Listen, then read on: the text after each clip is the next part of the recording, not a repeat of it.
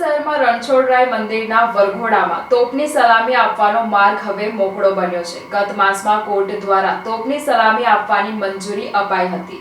આજે પોલીસ કમિશનરે મંદિરે પહોંચી તોપનું નિરીક્ષણ કર્યું હતું। મંદિરના સંચાલકો સાથે ચર્ચા કરી હવે સુરક્ષા અને અન્ય મુદ્દે ચર્ચા બાદ પોલીસ વિભાગ પોતાનું મંતવ્ય જણાવશે।